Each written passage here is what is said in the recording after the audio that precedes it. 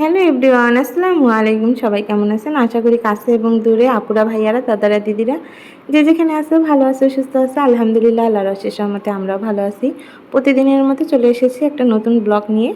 সকাল সকাল শুরু করেছি আজকের ব্লগটা। তো দুপুরে রান্নার জন্য কিন্তু তরকারি কোটা বাছা শুরু হয়ে গেছে। এদিকে আমি কিন্তু এখন সকালে নাস্তা করতেছি, চা আর রুটি খাইতেছি।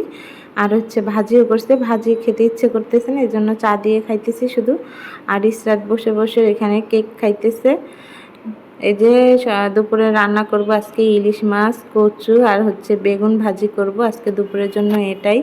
এদিকে এসে দেখি আমার ঘরে কি অবস্থা করে রাখছে ইসরাত, দেখেন এলোমেলো করে কাঁথা সব অগোছালো করে রাখছে। এখন আমি ওদেরকে গুছায়ে অনক্লথ লেসে টিভি ছেড়ে দিয়ে এখন আমি রান্না করতে চলে যাব।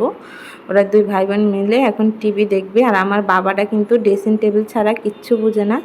এই যে ইলিশ মাছ শিরিন ধুয়ে রাখছে সুন্দর করে, একদম পরিষ্কার করে রাখছে। আর আমি ওদেরকে লুডুস খাওয়াইতে যাব এখন। আর এদিকে আম্মু কিন্তু এই তরকারি যা ছিল এগুলো সব পরিষ্কার করে ধুয়ে রাখতেছে। আমি এসে রান্না বসায় দিব, ওদেরকে খাওয়ায় চলে আসব রান্না করতে। 10টা বেজে গেছে, দুপুরের রান্না শুরু করতে হবে। কারণ আমার বোন সে চাকরি করে, সে আজকে দুপুরে আমাদের বাসায় খাওয়া দাওয়া করবে, এই কারণে 1টার ভিতরে আজকে রান্না করতে হবে। আমি এদিকে লুডুসটা রান্না করেছি, এখন ওদেরকে খাওয়াইতে যাব। আম্মু এদিকে যতটুকু পারে করে নিবে। আম্মু এই যে কচুটা সিদ্ধ বসায় দিছে, কারণ কচুটা সিদ্ধ করে নিতে হবে আগে। যে কোনো কচুই আগে সিদ্ধ করে নিতে হয়, তাহলে যে কচুর ভিতরে যে কষটা থাকে সেই কষটা বের হয়ে যায়, গলা বেশি চুলকায় না। আর যেহেতু এগুলো দেশের কচু, আমার আব্বু দেশে গেছিলো, দেশ থেকে গতকালকে আসছে। কচু নিয়ে আসছে, তারপরে চিংড়ি মাছ নিয়ে আসছে, লতি নিয়ে আসছে। আম্মুর আর কি কচুটা খুব পছন্দ, এই কারণে বিশেষ করে কচু আর লতিটা, এই কারণে আব্বু কচু আনছে। আর 2 কেজি চিংড়ি মাছ আনছে, যেগুলো করতে করতে আমাদের 3 জনের 3 ঘন্টা লাগছে। খুবই কষ্ট হয়েছে গতকালকে। কালকে ঘুমাইতে ঘুমাইতে আমাদের অনেক লেট হয়ে গেছে, যার কারণে সকালে একটু লেটে উঠছি। এখন আমি ইলিশ মাছগুলো সুন্দর করে মেখে নিব। ওদেরকে খাওয়ানো কিন্তু হয়ে গেছে, আমি চলে এসেছি রান্না করতে। ইলিশ মাছের ভিতরে আমি দিয়ে দিলাম হলুদ, মরিচ আর লবণ। ইলিশ মাছটাই কিন্তু মশলাটা একটু বেশি দিয়ে মাখতে হয়।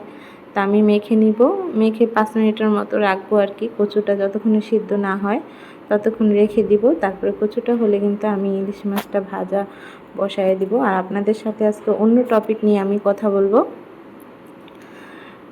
এই যে আমার কচুটা সিদ্ধ হয়ে গেছে, এখন আমি কচুটা নামিয়ে ফেলবো, ইলিশ মাছ ভাজা বসায় দেব।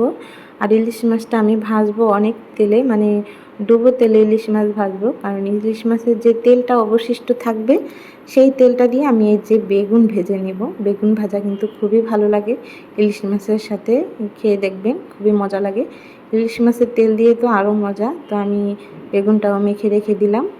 ইলিশ মাছ ভাজার সাথে সাথে আমি বেগুনটাও ভেজে নেব। তো আমি কিন্তু অনেক তেল দিয়ে নিলাম।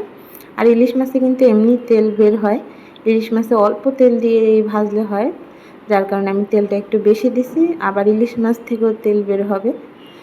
এই যে ইলিশ মাছটা আমি দিয়ে দিলাম একটা একটা করে, এখন সব দিয়ে দিব। আর ইলিশ মাছ 3 পিস ইলিশ মাছ আম্মু আনছে 350 টাকা দিয়ে। মানে বেশি বড়ও না বেশি ছোটও না, মানে মিডিয়াম সাইজের থেকেও একটু ছোট। বেশি মাছ হয় নাই, অল্প অল্প হয়েছে। ইলিশ মাছ ভাজলে তো এমনি ছোট হয়ে যায়, যার কারণে একটু বড় বড় করে পিস কাটা হয়েছে। আর সব রান্না করার কারণ হয়েছে শুকিয়ে, আমার বোন যেহেতু আজকে এখানে খাবে দুপুরে রাতে, এই কারণে মাছ সব নিয়ে নেওয়া হয়েছে, না হলে কিছু মাছ রেখে দিত ফ্রিজে। এখন কিন্তু আবার ইলিশ মাছের মাথা লেজা দিয়ে কচুর শাক রান্না করবে, এই কারণে কচু সিদ্ধ করে রাখছি, ওটা আর কি রান্না করব। এখন কিন্তু মাছটা ভাজা হয়ে গেছে, এখন আমি মাছটা ভালোভাবে উল্টিয়ে নিব। তো আজকে মাছ রান্না করব, মাছ টমেটো দিয়ে ভুনা করব। আর কচু ইলিশ মাছের লেজা আর মাথা দিয়ে রান্না করব। আর বেগুন ভাজবো ইলিশ মাছের তেলে। আমি এখন মেন টপিকে আসি।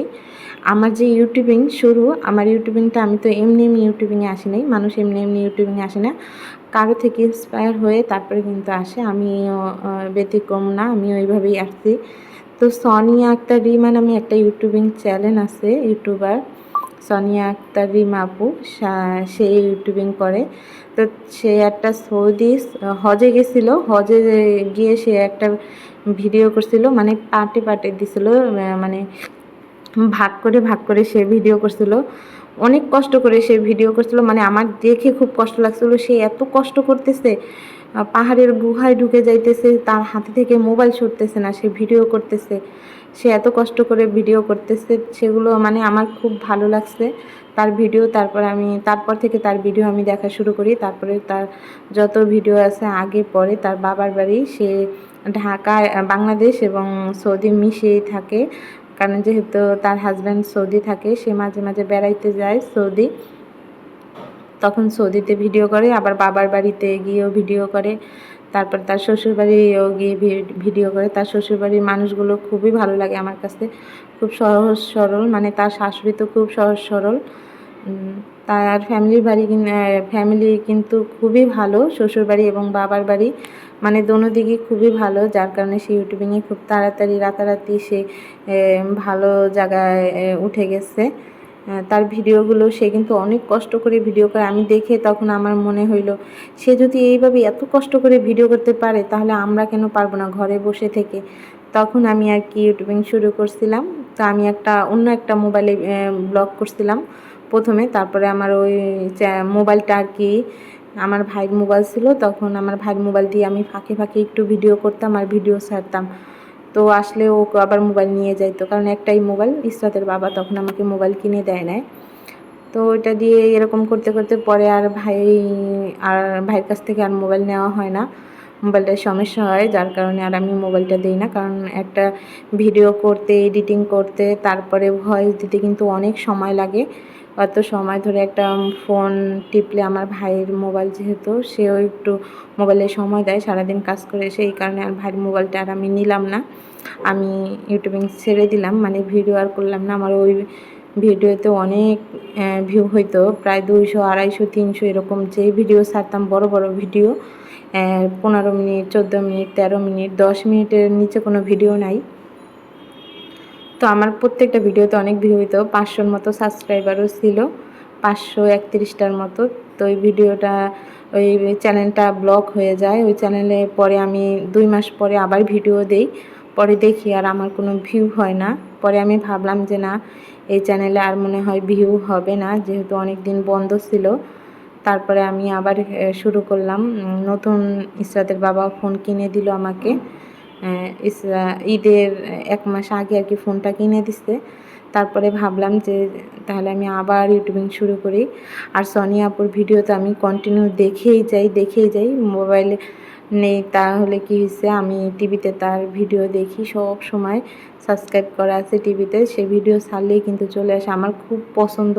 আর তার ভাইয়ের বউ মিথিলা, তাকে তো আমার খুবই ভালো লাগে। সুজন ভাইয়া, তাকেও খুব ভালো লাগে, মানে তাদের মানে কাপল ব্লগ হইলে বেশি ভালো লাগতো, সুজন আর হচ্ছে মিথিলার। তাদের দুজনকে খুব সুন্দর মানাইছে তাদের বিয়ের ভিডিও। মানে আমি এমন কোনো ভিডিও নাই যে দেখি নাই, আপুর এমন একটা ভিডিও নাই যে মিস গেছে, সব ভিডিও দেখছি। আমার খুব ভালো লাগে আপুর ভিডিও। আপু বর্তমানে অসুস্থ, সে প্রেগনেন্ট। সে এখন বাংলাদেশে বেড়াইতে আসছে, আবার চলে যাবে কিনা জানি না। আর গতকালকে কিন্তু সুজন ভাইয়া বাহির থেকে আসছে, আরও আগেই আসার কথা ছিল সুজন ভাইয়ার, কিন্তু সুজন ভাইয়া দেরিতে চলে আসছে। মিথিলা কিন্তু 11 মাস অনেক কষ্ট করছে, 11 মাস পরে তার স্বামীর দেখা পেল, মানে সে তো খুব এক্সাইটেড। আর মিথিলা কিন্তু খুব সহজ সরল একটা মেয়ে, খুব ভালো লাগে তাকে। গ্রামের মেয়ে তো খুব সহজ সরল, এরকম আসলে পাওয়া যায় না বউ। সনি আপুদের অনেক লাকি যে এরকম একটা ভাই বউ পাইছে। সে কিন্তু ক্যামেরার সামনে অনেক লজ্জা পায়, শরম পায় আসতে, তারপরে মিটিমিটি হাসে, ক্যামেরার সামনে আসে। আর মিথিলা কিন্তু ক্যামেরার সামনে আসলে কিন্তু মিটিমিটি হাসে আর লজ্জা পায় খুব। সে বুঝতে পারে যে আমার এই ভিডিওটা তো আমার হাজব্যান্ড দেখবে, এই কারণে হয়তো বা লজ্জা পায়। আর সনি আপার যে বোন, সে তো ক্যামেরার সামনে আসেই না, এত ভরে একটা ঘুমটা দিয়ে রাখে, ক্যামেরা দেখলেই দৌড়, মানে কোনোভাবে যদি তার মুখের দিকে ক্যামেরা পড়ে তাহলে সে দেয় একটা দৌড় দিয়ে সরে যায়, ক্যামেরার সামনে কোনোভাবেই আসে না। আর আঙ্কেল আন্টি কিন্তু ক্যামেরার সামনে আসে সচরাচর, তাদেরকে দেখতে থাকি। আন্টিও কিন্তু খুব ভালো, মানে সোনিয়া আপুর মা, তার যে বউ মিথিলাকে এত আদর করে, মেয়ের মতো আদর করে। আর সোনিয়া আপারা তো অনেক লাকি যেতে ওর মিথিলার মতো একটা ভাই বউ পাইছে। আর মিথিলাও অনেক লাকি যে এরকম ননদ ননাস পাইছে, কারণ তাকে খুব আদর করে, বোনের মতো। বোঝা যায় না যে তার ভাই বউ, বোঝা যায় যেন তারা 3 বোন এরকম লাগে। তো তাদের ভিডিও কিন্তু আমার খুবই পছন্দ। ফ্যামিলি, তাদের ফ্যামিলিও আমার অনেক ভালো লাগে, খুব মিশ্রণ ফ্যামিলি। তো কার কার সোনিয়া আপুর ব্লগ ভালো লাগে অবশ্যই কমেন্টে জানাবেন। আর সোনিয়া আপুর জন্য সবাই দোয়া করবেন, সে প্রেগনেন্ট, তার বেবি হবে। সবাই সোনিয়া আপুর জন্য দোয়া করবেন, অনাগত সন্তানের জন্য দোয়া করবেন। আর মিথিলা আর সুজনের জন্য রইল শুভকামনা। তাদের নতুন জীবন আবার শুরু হয়েছে ধরতে গেলে, 11 মাস পরে তারা একসাথে হয়েছে, তাদের জন্য শুভকামনা রইল। অবশ্যই মন থেকে দোয়া রইল। আর কার কার পছন্দ অবশ্যই কমেন্ট করে জানাবেন, কিন্তু কে কে পছন্দ করেন সোনিয়া আপুর ভিডিও। তো আজকে যা বললাম, যদি আমার কথায় কোনো কষ্ট পেয়ে থাকেন কেউ, অবশ্যই ক্ষমার দৃষ্টিতে দেখবেন।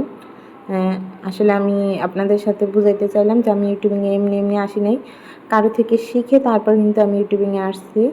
মানুষ তো এমনি এমনি একটা কিছু করে না, সে কোনো কিছুর মাধ্যমে কিন্তু কোনো কিছু করে। তো আমি এই সোনিয়া আপুর ভিডিও দেখেই কিন্তু ইন্সপায়ার হয়ে তারপর আমি ইউটিউবিংয়ে আসছি। অনেক কষ্ট করতেছি এখন, তো সোনিয়া আপুর মতো অত কষ্ট করতেছি না, সে কষ্ট করে কিন্তু আজকে এই জায়গায় আসছে। তার প্রায় 1 মিলিয়নের উপরে এখন ফলোয়ার্স, মানে সাবস্ক্রাইবার 1 মিলিয়নের উপরে। সে গোল্ডেন বাটনও পাইছে, তার মানে সে অনেক কষ্ট অনেক পরিশ্রম করার পরে কিন্তু এখানে আসছে। তো মানুষ তো আগেই গাছের আগায় উঠে যায় না, গোড়া থেকে আস্তে আস্তে হয়। তো আমিও চেষ্টায় আছি, হ্যাঁ দোয়া করবেন সবাই। তো কথা বলতে বলতে রান্না করা কিন্তু প্রায় শেষ। আমি ইলিশ মাছ যে ভুনা সেটা কিন্তু বসায় দিছি, এখন কষানো শেষ মশলা, আমি পরিমাণ মতো পানি দিয়ে দিছি। এখন ইলিশ মাছগুলো দিয়ে টমেটো দিয়ে দিব। আজকের রান্না এখানেই শেষ। ইলিশ মাছ ভুনা টমেটো দিয়ে, আর হচ্ছে বেগুন ভাজা, আর হচ্ছে কচু শাক রান্না করছি ইলিশ মাছের লেজা আর মাথা দিয়ে। কার কার পছন্দের খাবার অবশ্যই কমেন্টে জানিয়ে দিবেন। আর আমার ভিডিওতে যদি কোনো ভুল ত্রুটি হয়ে থাকে সবাই ক্ষমার দৃষ্টিতে দেখবেন। আর ভালো লাগলে কিন্তু অবশ্যই আমার চ্যানেলটা সাবস্ক্রাইব করে দিবেন নতুন হয়ে থাকলে। আর পুরনো আমার বন্ধু বান্ধব হয়ে থাকলে অবশ্যই একটা লাইক দিয়ে দিবা আপুকে। লাইক দিলে কিন্তু এখন বর্তমানে ভিউ রিকোয়েশন বেড়ে যায়, যার কারণে লাইকটা খুবই প্রয়োজন। তোমরা ভিডিও দেখো কিন্তু লাইক দাও না, এটা খুবই খারাপ। আমি কিন্তু যার যার আমার বন্ধু বান্ধব আছে সবার ভিডিও দেখার আগেই লাইক দিয়ে নেই, কারণ লাইক দেওয়ার পরেই আমি ভিডিওটা শুরু করি। আর কমেন্ট তো অবশ্যই করে আসি, অবশ্যই তোমরা ওই কাজটা করবা, ভিডিও দেখে একটা লাইক দিবা, একটা কমেন্ট করবা। লাইক অবশ্যই দিবা, কমেন্ট করো আর না করো। আর ভিডিওটা সম্পূর্ণটা দেখার অনুরোধ রইল। এখন কিন্তু আমার রান্না করা শেষ, এই যে তাদেরকে এখন গোসল করায় তারপর দুপুরে খাবার খাওয়াই ঘুম পাড়াবো। 1টা বেজে গেছে প্রায়, এই কারণে তাদের এখন খাওয়ার সময় হয়ে গেছে, গোসল করলেই তারা এখন ভাত খাবে। এই যে আমার মাছ রান্না করা শেষ, ঝোল ঝোল রান্না করছি, যেহেতু আলু কিছু দিই নেই আর ঝোলের তরকারি নেই এই কারণে। আর ওদের জন্য এখন খাবার রেডি হয়ে গেছে, ওদের জন্য ডাল রান্না করছি। এখানে 1 পিস আলু 1 মুঠ ভাত আছে, এগুলো আমি ম্যাশ করে নিছি ইসরাতের জন্য। এখন ডাল দিয়ে ওকে খাওয়াবো, ওর গোসল হয়ে গেছে, এই যে সে গোসল করে রেডি আছে, এখন ভাত খেয়ে কিন্তু সে ঘুমিয়ে পড়বে। তো আজকের ভিডিওটা এই পর্যন্তই। যে যেখানে থাকবেন ভালো থাকবেন, সুস্থ থাকবেন, আমাদের জন্য দোয়া করবেন, আমরাও দোয়া করি। যে যেখানে থাকবেন ভালো থাকবেন। আসসালামু আলাইকুম।